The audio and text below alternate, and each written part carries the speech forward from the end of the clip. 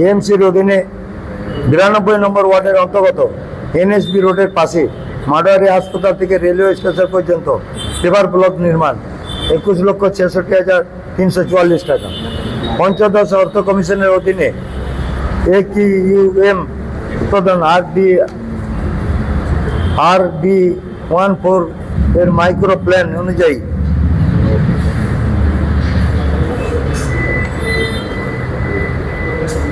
অনুযায়ী AMCB2 এর আওতায় 37 নম্বর ওয়ার্ডের মধ্যে বাবুপুর থেকে সাহেবকুটি কালী মন্দির 31,07,493 টাকা। আসানসোল পৌর কর্পোরেশনের অধীনে ওয়ার্ড নম্বর 35 বড় 2 এর রুকাইয়া বেগম প্রাথমিক বিদ্যালয় থেকে প্রথম তলায় ACR নির্মাণ 11,90,957 টাকা। আসানসোল পৌর কর্পোরেশনের অধীন 92 নম্বর ওয়ার্ডে তার বাংলা ও HR কমপ্লেক্স স্যানিটারি পানীয় সরবরাহ ও বিদ্যুৎ বিভাগের জন্য নতুন গুদাম নির্মাণ 38,55,742 টাকা। AMCর অধীনে 36 নম্বর ওয়ার্ডে অন্তর্গত বরদাইতে হোসেননগরে দিকে দাদারি কালী মন্দির থেকে কুমারপাড়া পর্যন্ত RCC হাইড্রেন নির্মাণ 1,43,86,602 টাকা। 1,43,86,602 টাকা। আসানসোল পৌর কর্পোরেশনের 35 নম্বর ওয়ার্ডের অন্তর্গত এক আহমদনগর ও রোনাই বামপাড়া 3, রোনাই হাই স্কুল পাড়া 4, রোনাই মৌরি পাড়া ড্রেন ও কংক্রিট রাস্তা নির্মাণ 2,90,09,346 টাকা। না কত হয়েছে? AMC অধীনে 34, 91 ও 93 ওয়ার্ডে অন্তর্গত 1 NSB রোড থেকে DADV স্কুলের পিছন পর্যন্ত, রেলওয়ে গ্রাউন্ড এন্ট্রান্স থেকে মাইনিং কলেজ পর্যন্ত, লায়কবান 4 আসানসোল পৌর 4 পর্যন্ত 1,12,57,730 টাকা। আসানসোল পৌর কর্পোরেশনের অধীনে 36 নম্বর এবং 88 নম্বর ওয়ার্ডের অন্তর্গত PN মালিয়া রোড শিশুবাগান মোড় থেকে ডালপট্টি মোড় পর্যন্ত বিটুমিন রাস্তা সংস্কার 76,891 টাকা। আমরা আসানসোল পৌর কর্পোরেশনের অধীনস্থ 34 নম্বর ওয়ার্ডে শেয়ারসলে প্রধান সড়ক রাস্তা থেকে ধর্মরাজ তোলা পর্যন্ত সিমেন্ট কংক্রিট ফুটপাথ নির্মাণ 14,10,876 টাকা। আসানসোল পৌর কর্পোরেশনের অধীনে বড় 2 ওয়ার্ড নম্বর 35 রোনাই মন্ডলপাড়ায় সিমেন্ট কংক্রিট রাস্তা নির্মাণ 15,80,739 টাকা। এইটা আমাদের বিগত যে 2021 থেকে 2000 এই যে কাজগুলো আপনাদের হয়েছে এটা কি MLA ফান্ড থেকে হয়েছে নাকি সামগ্রিক আপনাদের? MLA ফান্ড দেখুন, MLA রানিগঞ্জ বিধানসভারও MLA কে টাকা দিতে হয়, 60 থেকে 60 লক্ষ মনে হয় টাকা পায় MLA। সেই ফান্ড থেকে উনি ওনার সাধ্যমতো চেষ্টা করেছেন। মন্ডল ব্লককেও টাকা দিতে হয়, সেই জন্য ওনার বেতন ইয়েতে করেছেন। কিন্তু আপনারা দেখতে পাচ্ছেন ওয়ার্ড কিছু কাজ হয়েছে সব আমাদের আসানসোল কর্পোরেশনের মাধ্যমে। আমাদের এখানে যে বড় চেয়ারম্যান রয়েছেন উনি আরও ডিটেলস বলতে পারবেন, এর মাধ্যমে কাজগুলো হয়েছে। কিন্তু বিজেপির চোখে পড়ছে না, ওর চোখে ক্যান্ডিডেটের চোখে ছানি পড়েছে। উনি পেরাসট থেকে সেবারে ক্যান্ডিডেট হয়েছেন, ওনার কিন্তু রানিংয়ের সম্বন্ধে কোনো অভিজ্ঞতা নেই এবং আগামী দিনে দেখতে পারবেন উনি হেরে যাওয়ার পর উনি কিন্তু আর রানিগঞ্জের দিকে পা দিবেন না, এটুকু আমি বলতে পারি। দেখুন, রাস্তা তৈরি হয়, রাস্তা খারাপ হয়, যেখানে যানজট বড় গাড়ি যায় সেখানে কিছু কিছু জায়গায় রাস্তা খারাপ হয়েছে। আমরা আবার বিকল্প আমরা ম্যানিফেস্টোতে দেওয়া আছে, রানিয়ে টাউনে এবারে কংক্রিট রোড হবে। এবারে দেখবেন একটা সার্ভিস আলাদা পাওয়া যাবে। রানিগঞ্জকে যে উচ্ছেদ করার বা রানিগঞ্জকে বঞ্চিত করার আমাদের দলের নেত্রী এবং আমাদের দল কিন্তু এটা চাই না। রানিগঞ্জ নিজের প্রাপ্য টাকা পাবে এবং রানিগঞ্জের উন্নয়ন করতে হবে, সেটা আমাদের প্রতিজ্ঞা এবং সেইভাবেই আমরা কাজ করব। আগামী দিনে যে জঞ্জল সভায় নিয়ে ব্যাপার আছে, আমরা চাইব যে আমাদের জঞ্জল সভায়ের ব্যবস্থা আমাদের রানিগঞ্জ টাউন থেকে হবে কোনো আসানসোল কর্পোরেশন নয়, আমাদের বড় চেয়ারম্যান যিনি আছেন তার মাধ্যমেই আমরা চাইবো রানিগঞ্জের যে সাফাইয়ের ব্যবস্থা করা, সেইটা কিন্তু আমরা আগামী দিনে কথাবার্তা বলে পরে আমরা এইগুলো সাফাইয়ের ব্যবস্থা করব।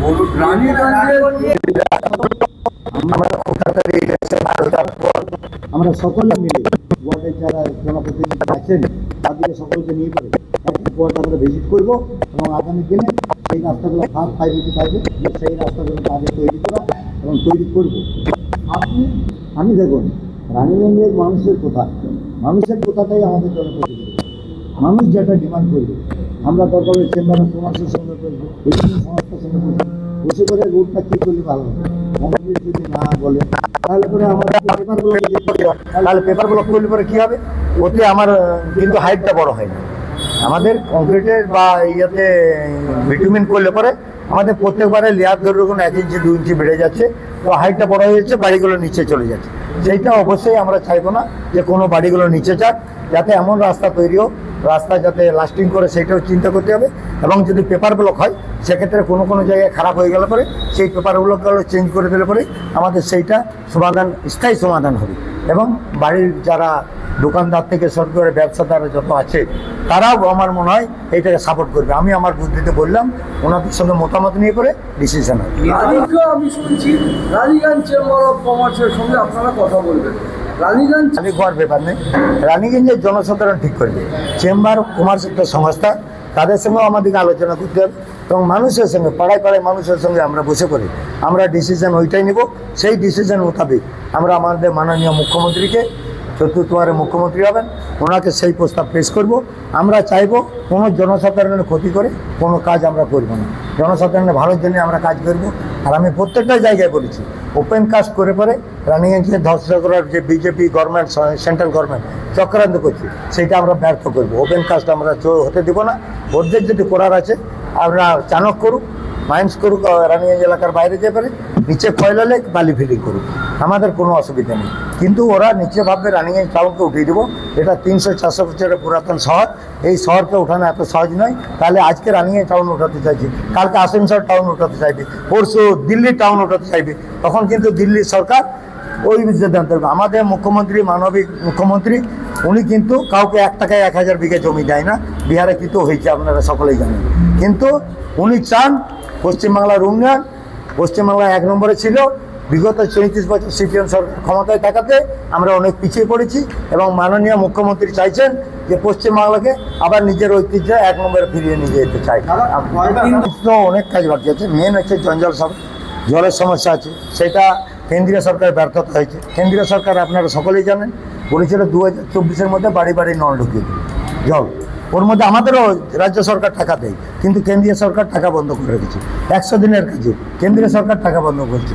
বাড়ি, গরিব লোকের বাড়ি, আপনারা জানেন দিদি এই বছর একবার 12 লক্ষ, একবার 20 লক্ষ বাড়ি দিয়েছেন। 32 লক্ষ বাড়ি এই বছর দিদি দিয়েছেন, 1,20,000 কোটি টাকা কেন্দ্রীয় সরকার বঞ্চিত করছে। কিন্তু আমার রাজ্য থেকে প্রত্যেক বছর জিএসটি বাবদ 1.5 থেকে 2 লক্ষ কোটি টাকা আপনারা দেখবেন ভেরিফাই করে, কখনো 1.5 লক্ষ, কখনো 1,70,000, কখনো 2 লক্ষ কোটি টাকা আমার রাজ্য থেকে তুলে নিয়ে যাচ্ছে। সেই টাকাটা কোথায় যাচ্ছে? আমার রাজ্য থেকে টাকা নিয়ে যেতে বিজেপি শাসিত রাজ্যে বিলি করে ভোট নেবে, বিধায়ক কিনবে, সরকার করবে, এটা কিন্তু হয় না। আমরা গণতান্ত্রিক পদ্ধতিতে আমরা লড়াই করবো এর বিরুদ্ধে। আগামী দিনে দেখবেন বিজেপি বলেছিল যে পশ্চিমবাংলায় আপকি বার 200 পার 2100 বলেছিল, কিন্তু ওরা 77-এর বেশি উঠেনি। লোকসভাতে বলেছিল আপকি বার 400 পার 240-এ আটকে গিয়েছিল, আপনারা সকলেই দেখেছেন। কিন্তু এবারে 2029-এ ওদের যাবার পালি। এইটার জন্যই পুরো ভেতর সন্তুষ্ট। পশ্চিমবাংলায় যেভাবে মানুষকে এসআইআর থেকে শুরু করে যেভাবে বঞ্চিত করেছে, যেভাবে লাইনে দাঁড় করিয়েছে মানুষকে, মানুষ কিন্তু বিতব্যস্ত এই সরকারের উপরে। মুখ্যমন্ত্রী মমতা ব্যানার্জি যদি লাইনে পাঠান বা দুয়ারে সরকারে যেতে হয়, মুখ্যমন্ত্রী সেই পরিবারের প্রতি কিছু অবদান রাখার চেষ্টা করেন, কিছু করার চেষ্টা করেন। আজকে বলুন বামফ্রন্ট সরকার 34 বছর ক্ষমতায় ছিল, বামফ্রন্ট সরকার কি করেছে বলুন? একটা গরিব মেয়ের জন্য চিন্তা করেছিল যে 2000 টাকাও দিই। দিদি আজকে জীবন থেকে মৃত্যু পর্যন্ত দিদির প্রকল্প আছে। আজকে একটা মহিলা, বাচ্চা মেয়ে যারা পড়াশোনা করছে এই জন্য যে 25,000 টাকা কন্যাশ্রীতে পাবো, তারপর আমি বিয়ে থা করি। তাহলে বাচ্চাদের একটা সমস্যাটা মিটছে। কম বয়সে বিয়ে হলে বাচ্চাদের অসুবিধা হয় মেয়েদের, তো সেইটা সকলেই আপনারা জানেন। সেইটা দিদি দু কাজ করছে, যে আমি 25,000 টাকা দিব, কিন্তু মাধ্যমিক পড়াশোনা উচ্চ মাধ্যমিক পড়াশোনা করতে হবে। তার সঙ্গে আর একটা কী বলছে, যে বিয়ে লাগলে পরেই গরিব সাধারণ মানুষের তাদেরকে একদম সঙ্গে সঙ্গে 25,000 টাকা দিচ্ছেন। আর স্বাস্থ্যসাথী কার্ড কি কারা লাভবান হচ্ছে, এক যে মহিলার নামে হচ্ছে তার পরিবার লাভবান হচ্ছে, তার শ্বশুর শাশুড়ি লাভবান হচ্ছে, তার মা বাবা লাভবান হচ্ছে, এতে যুক্ত হতে পারে। যদি কেউ না করে থাকেন, আমার ভিডিওর মাধ্যমে আপনারা যারা শুনবেন তারা এটা যুক্ত করবেন অবশ্যই। কেননা একটা পরিবারে 6 থেকে 8 জন মানুষ, 10 জন মানুষও হতে পারে, সে এর থেকে বেনিফিট পাচ্ছে। 5 লাখ টাকা দিদি দেয়, 5 লাখ টাকা শেষ হয়ে গেলে পরে আরও টাকা দেওয়া হয়। কিন্তু আজকে আয়ুষ্মান ভারত, আপনি পশ্চিমবাংলায় কোথাও দেখিয়ে দেন আয়ুষ্মান ভারত বলে কিছু আছে? যদি একটা বড় মোবাইল থাকলে পরে আয়ুষ্মান ভারত পাবে না, একটা বাইক থাকলে পরে আয়ুষ্মান ভারত পাবে না, পাকা বাড়ি থাকলে পরে আয়ুষ্মান ভারত পাবে না, একটা টিভি থাকলে পরে আয়ুষ্মান ভারত পাবে না। এটা কোন রাজত্ব চলছে যে আয়ুষ্মান ভারতটা কারা পাবে? বিজেপি আজকে লুট করা সরকার, লুটের সরকার, এবং লুট করে চলেছে ভারতবর্ষের গরিব সাধারণ মানুষকে লুট করে চলছে। কিছু ব্যবসায়ী মানুষকে ওরা উপকৃত করছে, সাধারণ মানুষ গরিবই থেকে যাচ্ছে। আপনারা সকলেই দেখেছেন, যে গরিব আছে সে গরিব তালিকায় রয়ে যাচ্ছে। কিন্তু এরা বলে সে এই করব ওই করব, অনেক কিছু করব বলে। ভোটের আগে বলেছিল বছরে 2 কোটি বেকারের চাকরি, আপনারা শুনেছিলেন। 2014-তে বছরে 2 কোটি হলে পরে 12 বছরে 24 কোটি হয়। আমার তো মনে হয় 24 কোটি বাদ দেন, করোনার পর থেকে আরও 2-4 কোটি টাকা বেকার। জলের সমস্যা অনেক জায়গাতে রয়েছে, এটা আপনিও মানলেন। জনসাধারণের উন্নয়ন মানে উন্নয়ন, সব জায়গায় উন্নয়ন দরকার আছে। লাভের উন্নয়ন হয়ে রানীগঞ্জের পাবলিকের কি লাভ হল? না দেখুন, ডিমান্ড মানুষের থাকে একটা জায়গাতে, ওইখানে যদি মনে করুন অনেক মানুষের বসবাস হয়, একটাতে এই ধরনের বিয়ে শাদী থেকে অনেক কিছু হয়, সেই সেটে সেইগুলো কাজে লাগে। এই জন্য সাধারণ গরিব মানুষের জন্য করে। জলের উন্নয়নের জন্য আমাদের রাজ্য সরকার যে টাকা, আমাদের টাকা রেডি আছে, কেন্দ্রীয় সরকার যে টাকা দেওয়ার কথা, ওনারাই বড় বলে বলেছিলেন যে 2024-এর মধ্যে আমরা জল প্রকল্প শেষ করবো, বাড়িতে বাড়িতে নল ঢুকবো। এটা দিদির দোষ নয়, তৃণমূল কংগ্রেসের দোষ নয়, এটা বিজেপি সরকারের দোষ। কত টাকা দিয়েছে আমাদের অভিষেক বন্দ্যোপাধ্যায় মহাশয় বারবার বলেন, আপনি ম্যানিফেস্টো দিয়ে পরে করে ডিক্লেয়ার করুন আপনারা যে কত টাকা আপনার রাজ্য থেকে নিয়ে যাচ্ছেন আর কত টাকা দিচ্ছেন। এইটাই আমরা চাই, যে বিজেপি কত টাকা আমার রাজ্যকে দেয় আর গরিব মানুষকে বিজেপি কী দিচ্ছে সেটাও দেখতে চাই। ওদের উদ্দেশ্য একটাই, কয়লা খাদান করব, কয়লা তুলব, কয়লা বিক্রি করাবো। তো তার কোনো সব ইয়ে নেই, ওদের উদ্দেশ্য সব নেই, পশ্চিমবাংলাকে শ্মশানে পরিণত করব, এইটাই উদ্দেশ্য বিজেপির। বাকি কোনো এর কোনো ইয়ে নেই যে পশ্চিমবাংলাকে আমি উন্নত করব। যদি কোনো সরকার ক্ষমতায় আসার চেষ্টা করে, তাদের দেখুন দিদি ক্ষমতায় আসার আগে আপনি বলুন, যখন রেল মিনিস্টার হয়েছিল কত রেল দ্বীপের কাজ করেছিল, এই কথাটা বলুন। যদি উন্নয়ন করা থাকে, তুমি গরিবের পিছনে টাকা ডালো, তুমি ক্ষমতায় আসবে। যদি আসার থাকে ক্ষমতায়, তোমাকে তো কাজ করে দেখাতে হবে। আসবো, তারপর 3,000 টাকা দিব। আর রেখা গুপ্তা বড় বড় ভাষণ মেরে চলে গেল, উনি 16 মাস হয়ে গেল, এখনো পর্যন্ত এই বিজেপির প্রধানমন্ত্রী থেকে স্বরাষ্ট্রমন্ত্রী থেকে সবাই বলেছিলেন যে প্রত্যেক মাসে 2,500 টাকা মহিলাদের অ্যাকাউন্টে ঢুকবে। আজ পর্যন্ত কোন মহিলার অ্যাকাউন্টে 250 টাকা ঢুকেছে সেইটা আমাদেরকে দেখা থাকে। তারপরে এখানে বলবে যে 3,000 টাকা আমরা দিব, সেইটা পরের কথা। কিন্তু এরা জানে ক্ষমতায় আসতে পারবে না। দিদি 4র্থবারে মুখ্যমন্ত্রী হচ্ছে, দিদিকে যেভাবে হ্যাকার করা যায়, পশ্চিমবাংলার সাধারণ মানুষকে কিভাবে হ্যাকার করা যাবে, এদের উদ্দেশ্য এইটাই উদ্দেশ্য, বাকি কোনো এদের উদ্দেশ্য না। এরা আজকে এসআইআর নিয়ে পরে মানুষের যেভাবে নাম কাটলো, এটা বলুন, যারা 30 বছর 40 বছর ভোট দিয়ে এসছে তাদের নাম কিভাবে কাটা হয়েছে আপনারাই বিচার করবেন, মানুষ বিচার করবে। আজকে কোনো বাছাবাছি নেই, আম জনতার নাম কেটেছে, বিশেষ করে মাইনরিটিদের বেশি কেটেছে, এবং আম জনতার নাম কেটেছে। বিহারি ভাষাভাষী, হিন্দি ভাষাভাষীর মানুষের নাম কেটেছে, মারোয়ারি সমাজের মানুষের নাম কেটেছে। প্রত্যেকটা মানুষের সমাজের থেকে নাম কেটে করে এরা ভোট জিততে চাইছে। এটা কিন্তু পশ্চিমবাংলার মানুষ, শান্তশিষ্ট মানুষ, পশ্চিমবাংলার একটা ঐতিহ্যবাহী মানুষ। এখানে ধর্ম যার যার উৎসব পালন করি, সেই যে রাজ্যের এটা পছন্দ করে না বিজেপিকে। দেখবেন 27 এবারে 27-এ নেমে গেলে আশ্চর্য হওয়ার কিছু নেই। অন্য দল করে বলতে আর কি বলবো, সিপিএম আপনারা দেখেছেন ভোট কেন করে বিজেপি কি অবস্থা হয়েছে। আজকে নাহলে সিপিএম একটা বলতো যে আমরা 235, আপনারা 30, বলতো কিনা বলুন?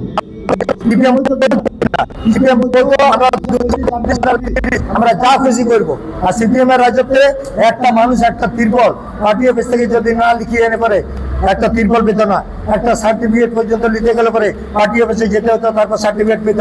আজকে মানুষ দিদি কিন্তু দেখিয়ে দিচ্ছে দুয়ারে সরকার করে পরে, দুয়ারে এবারে দেখবেন অ্যাম্বুলেন্স আসবে, ট্রিটমেন্ট হবে পাড়ায় পাড়ায়। দিদি কিন্তু এই প্রকল্প নিতে চলেছেন, যে আগামী দিনে চালু হয়ে গেছে অলরেডি। তো আগামী দিনে দিদি পশ্চিমবাংলার উন্নয়নের জন্য, গরিব সাধারণ মানুষের উন্নয়নের জন্য যা করবে সেটা কিন্তু সারা ভারতবর্ষে কোথাও করতে পারবে না। এক নম্বরে দিদি থাকবে, দিদির দেখানো পথ আজ নকল করছে এই বিজেপি সরকার। ওনারা আগে বলতেন টাকা দেওয়া মানে রাউডি দিয়া, আমরা ট্যাক্সের টাকা দিচ্ছি, দিদি কোনো ঘর থেকে টাকা দিচ্ছেন না। আর উনি ট্যাক্সের টাকা নিয়ে পরে বিদেশে ইয়ে করছেন, বাংলাদেশকে টাকা দিচ্ছেন, পাকিস্তানের নামে বদনাম করছেন, অন্য দেশকে টাকা দিচ্ছেন। তেলের দাম এত বাড়ছে, কোনো গুরুত্ব নেই। আজকে আমরা একটা সাইকেল র্যালি করলাম, আগামী দিনে বলছে বিজেপির যারা কি বলে একটা বলে না, বিজেপি যারা ছেলেরা অন্ধভক্ত যাদেরকে বলা হয়, তারা বলে নাকি আমাদের 500 টাকা লিটার পেট্রোল হয়ে গেলে পরে আমরা 500 টাকা লিটারেও পেট্রোল কিনে পরে আমরা গাড়িতে চাপবো। কিন্তু আমরা সাধারণ গরিব পরিবারের মানুষ 500 টাকা লিটারে আমরা গাড়িতে চাপতে পারবো না।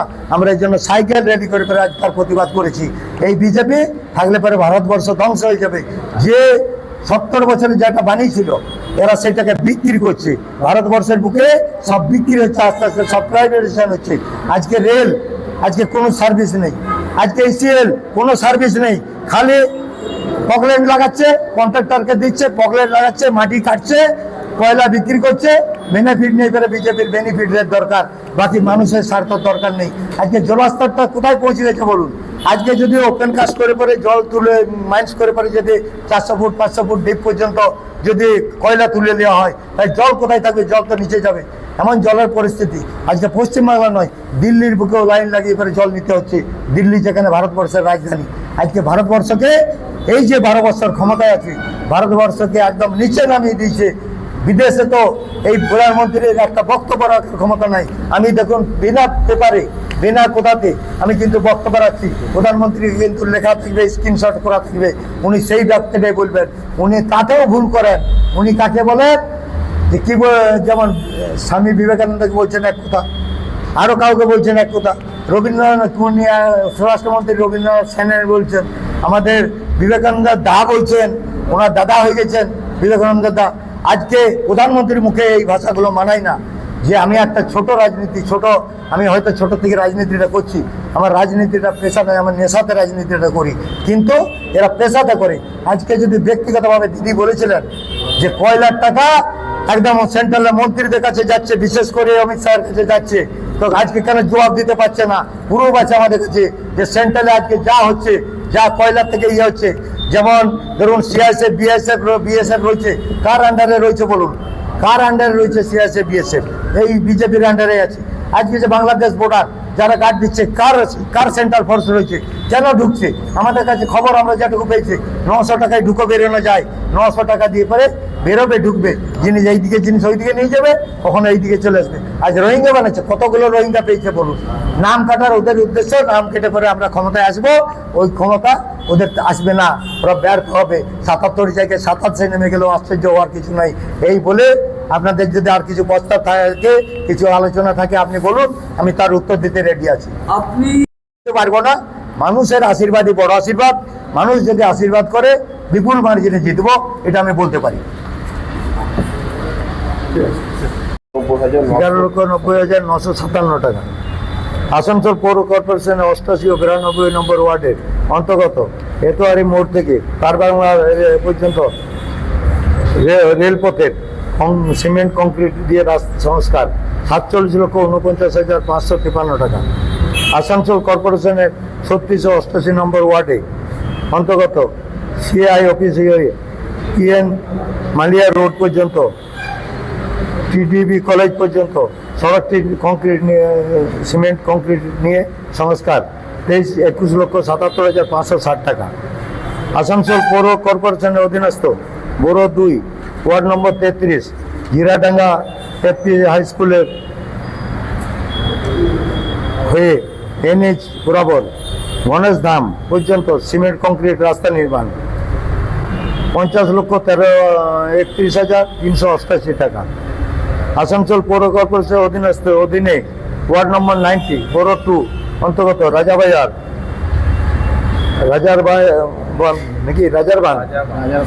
রাজারবান পার্টি অফিস থেকে অমৃত ওয়ার্ড সেতু পর্যন্ত সিমেন্ট কংক্রিট রাস্তা নির্মাণ 15,72,077 টাকা।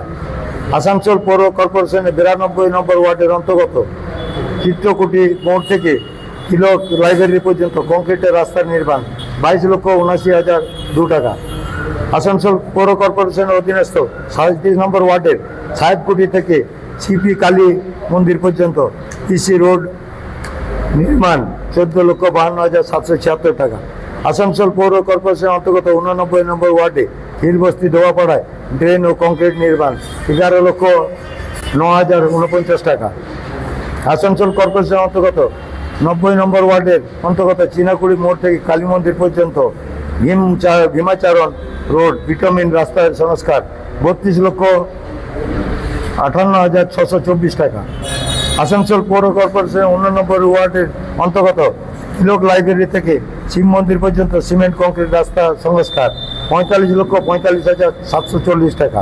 আসানসোল পৌর কর্পোরেশনের অধীনস্থ বরদপুর অন্তর্গত 35 নম্বর ওয়ার্ডে নতুন সাতগ্রাম কলিয়ারিতে দুর্গা মন্দিরের কাছে টিআরসি নির্মাণ রোড 20,72,832 টাকা। এএমসি অধীনে পলাশডাঙ্গা থেকে নাথুমাল কোয়ার্টার পর্যন্ত সড়ক নির্মাণ 20,03,366 টাকা। এএমসি এর অধীনে 89, 90, 91 ও 93 নম্বর ওয়ার্ডের অন্তর্গত কাশীপুর ডাঙ্গা ও 2 ও তিওয়ারিপাড়া শিব মন্দির রোড 4 জিসি মন্ডল হিলবস্তি রোডে কংক্রিটের রাস্তা নির্মাণ মেরামত 27,23,935 টাকা। আসানসোল পৌর কর্পোরেশনের 92 নম্বর ওয়ার্ডে অন্তর্গত স্টেশন রোডের সিমেন্ট কংক্রিট দ্বারা সংস্কার 28,14,419 টাকা।